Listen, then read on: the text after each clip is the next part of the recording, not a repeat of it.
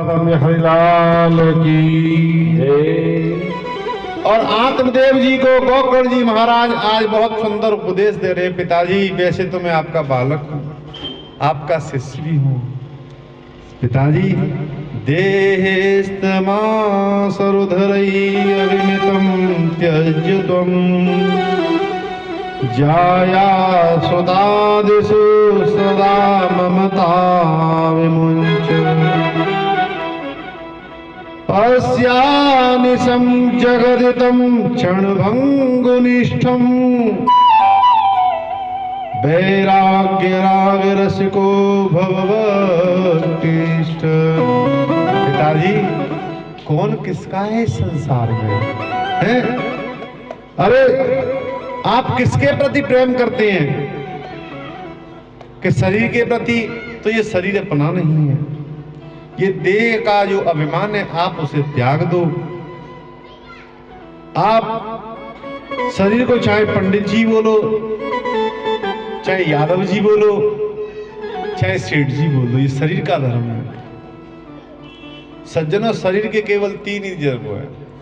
जला दोगे तो राख हो जाएगी, गाड़ दोगे तो धीरे धीरे कृत्रिम भस्म, और जल में दे दोगे। शरीर की 3 ही गति हो सकती है। इसीलिए आप शरीर नहीं हो, आप आत्मा हो, और आत्मा का सच्चा मीत है वो परमात्मा है। उस परमात्मा से पिताजी आप एक बार अपना संबंध जोड़ लो।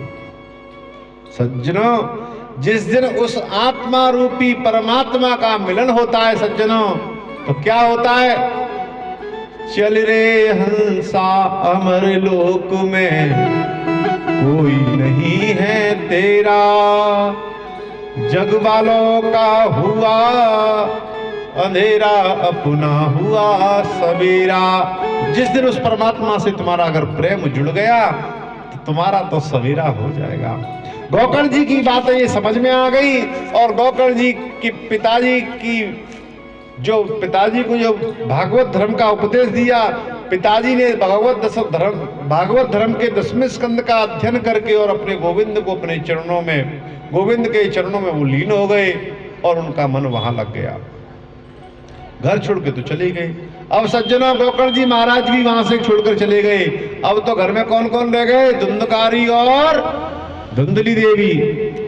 अब धुंधकारी डेली जुआ खेलने जावे, शराब पिए। अब मैया से कही मैया पैसा दे, मैया बोली जो घर में था वो सारा तू ले चुका है, कि मैया तू बैसिंग दे देगी, कहते एक दिन मुझे राधे राधे करनी पड़ेगी।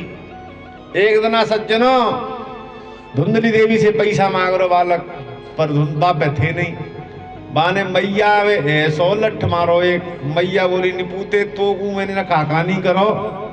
अरे याकू मैंने तू इतना बड़ा कियो, आज तू बुढ़ापे में मोकू मारे। मैया के सज्जनों अब तो सटक गई कि भैया जाते तो ऐसा एक दिन हमने खुद ही मनना पड़ेगा। मैया एक कुआं में जाके धुंधली देवी ने कहा करो अपने प्राणन को।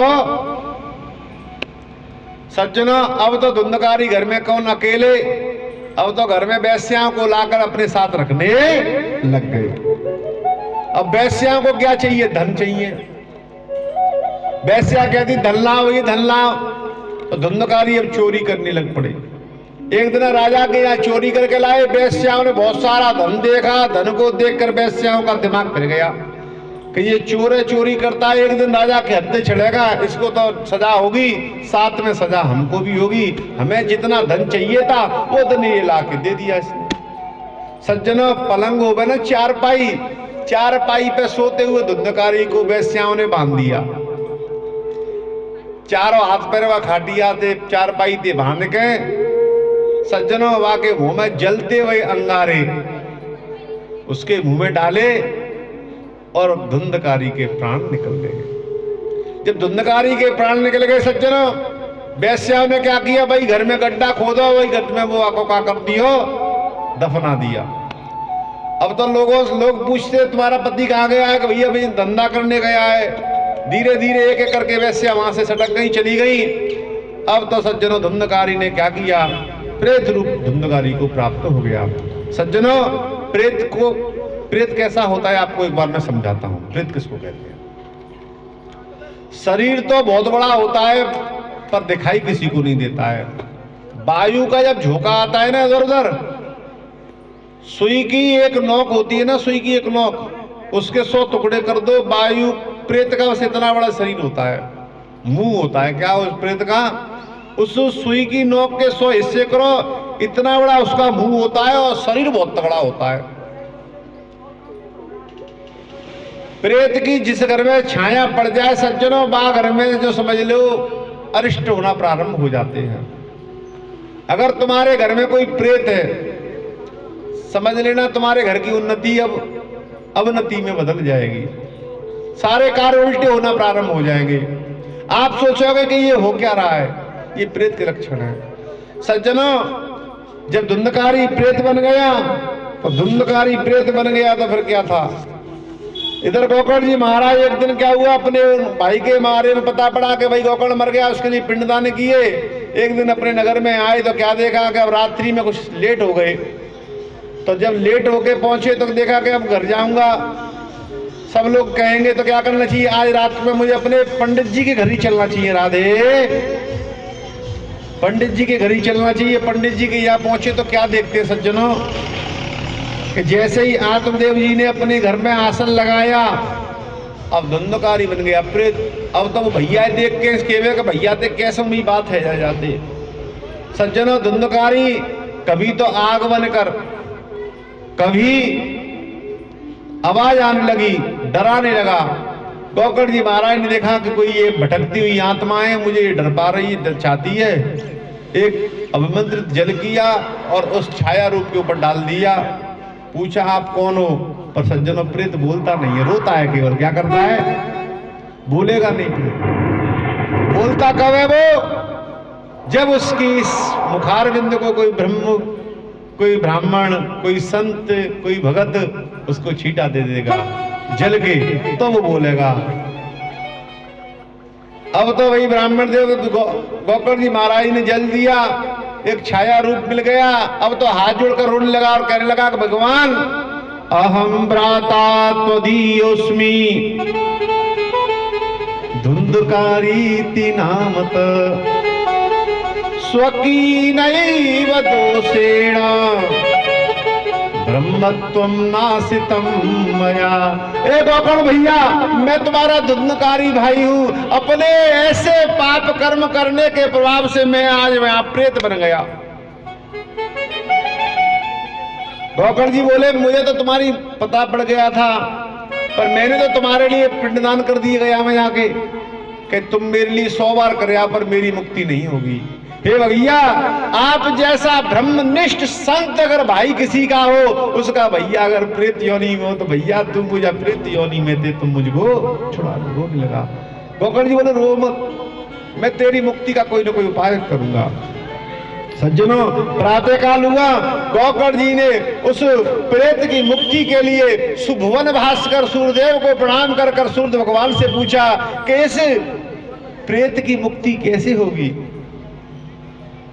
इति सूर्यवच सर्वधर्म रूपम तु विश्रुतम श्रीमद्भागवतान् मुक्तिं सप्ताहवाचनम कुरु।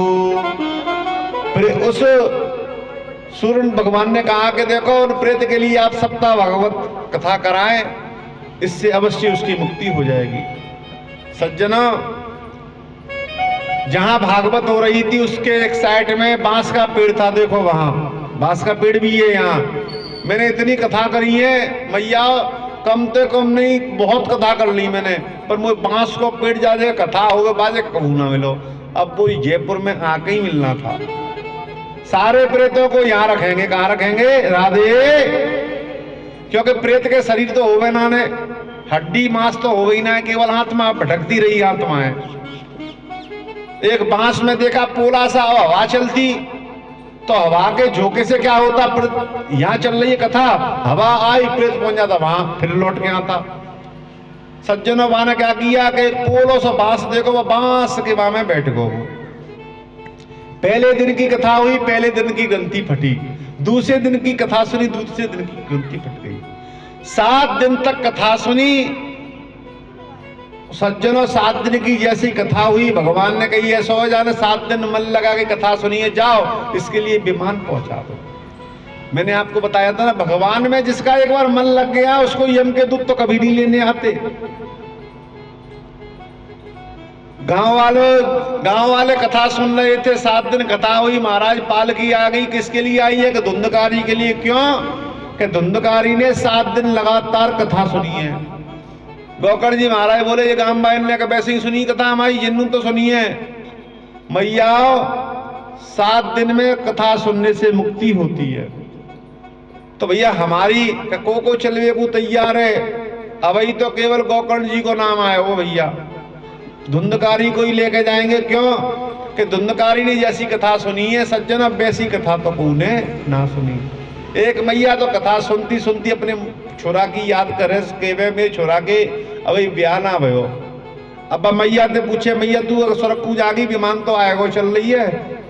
बोली न पहले मेरे बेटा को ब्याह है जाए, बहू फिर नाती है जाए, नाती को फिर ब्याह है जाए, तब जाऊंगी। गोकर्ण जी महाराज से गांव वाले बोले, महाराज हमने पहले क्यों नहीं बताई? तो गोकर्ण जी महाराज उन पार्षदों से पूछते हैं कि देखो गांव वालों बहुत जाने के लिए तैयार है, कछु 2-4 बूढ़े बड़े उन्हें ले जाओ। नहीं महाराज केवल। कि क्यों? ऐसा क्या कारण हुआ है? अत्र बहवः सन्ति श्रोतारो मम निर्मला। देखो इन्होंने कथा सुनने में भेद हुई है सज्जनों। श्रोता 3 प्रकार के हैं।